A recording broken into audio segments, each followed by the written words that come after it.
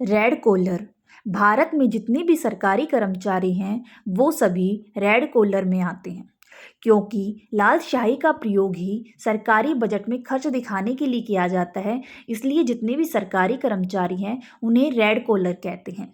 इसके अलावा कुछ देशों के अंदर कृषि क्षेत्र में काम करने वाले किसानों को भी रेड कॉलर कहा जाता है। या हम ये भी कह सकते हैं कि प्राथमिक क्रियाओं में जो भी व्यक्ति कार्य करते हैं वो सभी रेड कॉलर में आते हैं। प्राथमिक क्रियाएं वे क्रियाएं होती हैं जिसमें हम प्राकृतिक साधनों का प्रयोग करके फिर आय प्राप्त करते हैं। लेकिन भारत में हम सिर्फ सरकारी कर्मचारियों के लिए ही रेड कॉलर का प्रयोग करते हैं। नेक्स्ट आता है ब्लू कॉलर। ब्लू कॉलर में वे नौकरियां आती हैं जिनमें शारीरिक श्रम या फिर कौशल शामिल होता है। जितनी भी द्वितीयक क्रियाएं हैं वे सभी ब्लू कॉलर में आती हैं, जैसे मैकेनिक, इलेक्ट्रीशियन, प्लम्बर, वेल्डर। द्वितीयक क्रियाएं वे क्रियाएं होती हैं जिसमें प्राकृतिक साधनों का सीधा प्रयोग न करके उन्हें उद्योगों में ले जा करके उनसे अन्य वस्तुओं का निर्माण किया जाता है, जिसे विनिर्माण कहते हैं। वो सभी क्रियाएं द्वितीयक क्रियाओं में शामिल होती हैं। इनको करने के लिए किसी औपचारिक शिक्षा की आवश्यकता नहीं होती, बल्कि उन व्यक्तियों में व्यवहारिक कौशल व अनुभव होने चाहिए। नेक्स्ट है पिंक कॉलर। पिंक कॉलर में मुख्यतः सभी तृतीयक क्रियाएं आती हैं।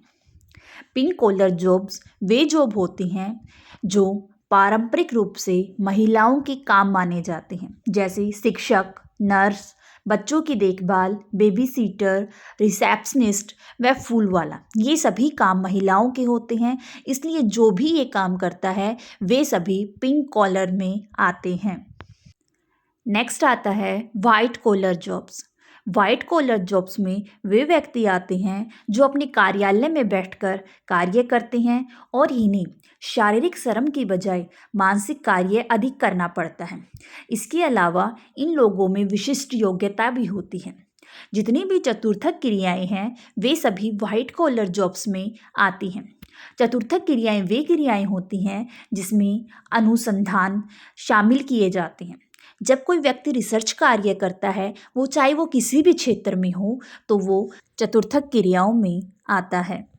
नेक्स्ट है gold collar jobs. Gold collar jobs वे क्रियाएं होती हैं जो पंचम क्रियाओं में आती हैं। इन क्रियाओं में वे व्यक्ति शामिल होते हैं जो नीतियों का निर्माण करते हैं। इसके अलावा जो परामर्श देते हैं, कोई भी उच्च अधिकारी या सीईओ सभी पंचम क्रियाओं में आते हैं।